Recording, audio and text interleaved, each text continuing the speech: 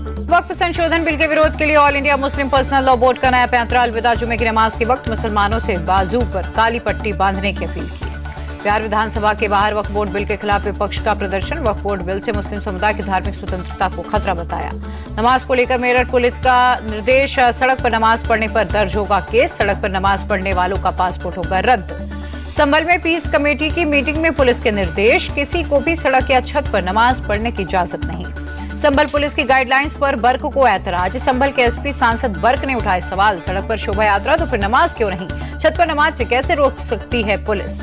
ईद को लेकर UP police की गाइडलाइंस पर प्रमोद तिवारी बोले, माहौल को सांप्रदायिक बनाने में लगी है सरकार, जानबूझकर विवाद पैदा करने की कोशिश। ईद को लेकर यूपी पुलिस की गाइडलाइंस पर सपा सांसद अवधेश प्रसाद बोले, अलविदा की नमाज अमन चैन और भाईचारे के लिए पढ़ते हैं। सपा अध्यक्ष अखिलेश यादव का अजीबोगरीब बयान। बोले, बीजेपी वालों को दुर्गंध पसंद है इसलिए गौशाला बना रहे, हमें सुगंध पसंद है इसलिए इत्र पार्क बनवाए। अखिलेश यादव पर डिप्टी सीएम केशव प्रसाद मौर्य का अटैक। बोले, ग्वाल के बेटे को गोबर से दुर्गंध आने लगे तो समझो वो अपनी जड़ों से कट चुका है। सपा का समाप्तवादी पार्टी में तब्दील होना तय। अखिलेश यादव के बयान पर बीजेपी सांसद दिनेश शर्मा का निशाना। कहा, गौशाला में दुर्गंध और सुगंध क्यों तलाश रहे? गौशाला में सनातन की आस्था तलाश हो, गौ माता पर टिप्पणी नहीं की जाती। यूपी के मंत्री नरेंद्र कश्यप का अखिलेश पर अटैक। बोले, उन्होंने सिर्फ तुष्टीकरण की राजनीति की, इटावा मैनपुरी के आगे कुछ भी नहीं सोचते।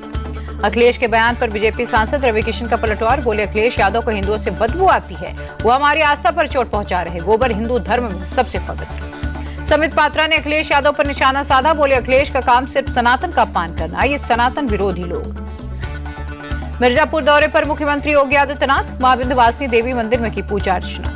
राणा सांगा पर दिए विवादित बयान पर अड़े सपा सांसद रामजीलाल सुमन। बोले, इस जन्म में तो माफी नहीं मांगूंगा, मैंने कड़वा सच कहा था।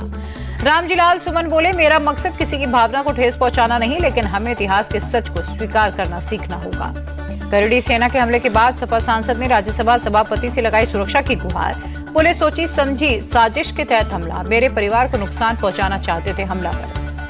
सपा सांसद रामजीलाल सुमन के आवास के बाहर हुई तोड़फोड़ पर डिंपल यादव बोली, इस हमले की हम निंदा करते हैं, सरकार की मंशा साफ है तो सभी आरोपियों को जेल भेजे। आगरा में रामजीलाल सुमन के आवास पर पहुंचे रामगोपाल यादव। बोले, सामंतवादी मनोवृत्ति के लोगों ने हत्या के उद्देश्य से सुमन जी पर हमला किया। आगरा में सपा सांसद के घर पर हमले के खिलाफ लखनऊ में प्रदर्शन। सड़क पर उतरे सपा और अपना दल कमेरावादी के कार्यकर्ता, रोकने पर पुलिस से हुई भिड़ंत।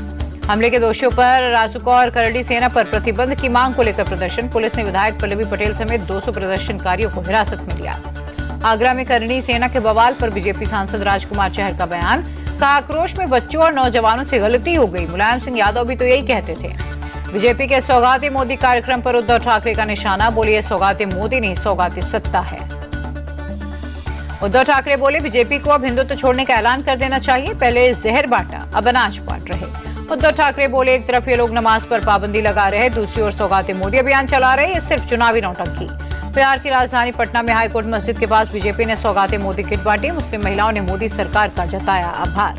बिहार सौगाते मोदी पर बीजेपी नेता तारकिशोर प्रसाद की प्रतिक्रिया। का पसमानदा मुसलमानों को जोड़ने की हमारी कोशिश, जो समाज हमसे दूर उसके पास जाकर देख रहे। सौगाते मोदी पर यूपी के मंत्री दानिश आजाद अंसारी बोले, मोदी जी ने हमेशा मुस्लिम समाज को अपने परिवार की तरह समझा, एक बेटे की तरह हर परिवार का ख्याल रखते हैं। सीएम के चेहरे पर बिहार कांग्रेस में मतभेद। तारिक अनवर बोले, जिसको जितना बहुमत होगा उसी पार्टी का सीएम होगा, आरजेडी तय करेगी उसका नेता कौन। बिहार कांग्रेस में सीएम फेस को लेकर मतभेद पर आरजेडी का बड़ा बयान। विधायक भाई वीरेंद्र बोले, सोनिया जी और राहुल जी ने तेजस्वी को मान लिया है। महागठबंधन में सीएम फेस पर मतभेद को लेकर बीजेपी का बड़ा तंज। पूर्व डिप्टी सीएम तारकिशोर प्रसाद बोले, तेजस्वी को मौका कहां मिलेगा, सरकार तो एनडीए की बनेगी। केंद्रीय मंत्री चिराग पासवान बोले, मुझे कोई फर्क नहीं पड़ता कौन फेस है कौन नहीं, एनडीए मजबूती से आगे बढ़ रही। बीजेपी नेता अनिल टाइगर की हत्या के विरोध में बीजेपी ने रांची बंद किया। सुबह से ही सड़कों पर उतरे कार्यकर्ता। कन्नड़ अभिनेत्री रानिया राव को नहीं मिली राहत, सेशन कोर्ट का जमानत देने से इंकार। सोने की तस्करी के आरोप में हुई थी गिरफ्तारी। इंदौर में भावना सिंह हत्याकांड में पुलिस की बड़ी कार्रवाई। ग्वालियर बाईपास से 3 आरोपी गिरफ्तार, नेपाल भागने की फिराक में थे।